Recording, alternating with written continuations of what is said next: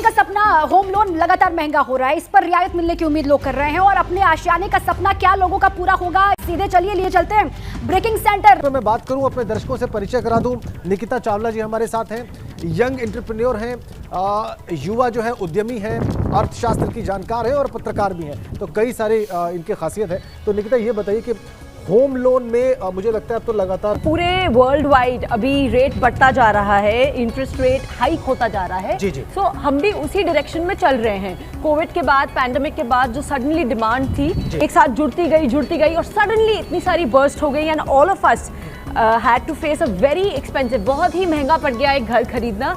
तो अब अगर होम लोन थोड़ा महंगा होगा, ये डिमांड सप्लाई का जो चक्रव्यूह है, ये जो चक्कर है, ये वापस घूम के पूरा पहिया आएगा और धीरे धीरे हाउसिंग और अफोर्डेबल हो जाएगी। आपको लगता है कि हाउसिंग बिल्कुल थोड़ा सा समय लगेगा, 1-1.5 साल लगेगा। जैसे ये अभी बिल्कुल ज्यादा महंगी हुई है, तो ये बबल है, ये बर्स्ट होगा, गिरेगा और फिर हाउसिंग अफोर्डेबल हो जाएगी। चलिए उम्मीद कर सकती है। किसान बहुत बड़ा फैक्टर होता है इलेक्शन के हिसाब से भी।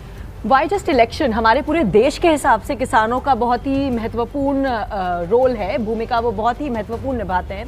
प्राइमरी सेक्टर है, agriculture is a main stay और हमें एग्रीकल्चर को सिर्फ किसानों के पॉइंट ऑफ व्यू से ऐसे नहीं देखना चाहिए कि ये बस हमें खाना प्रोवाइड करते हैं हमारे पूरे देश के लिए। ये एक एक्सपोर्ट सेगमेंट बन सकता है। हमारे पास इतने अच्छे, इतनी सारी वैरायटी के, इतने सारे खाद के हिसाब से हमारे पूरे देश में अवेलेबल हैं, तो अगर हम इनका थोड़ी मदद करें ताकि किसानों की सुसाइड्स ना हो, हमारा देश बहुत आगे बढ़ सकता है। हमारे इंपोर्ट बिल्स घट सकते हैं। सो अगर हमारे इंपोर्ट का कॉस्ट गिर गया, हमारे किसानों ने जो हमें खाना प्रोवाइड किया, मतलब उनकी तो ग्रोथ हुई, हमारा पूरा देश किसान और एग्रीकल्चर की वजह से आगे बढ़ेगा।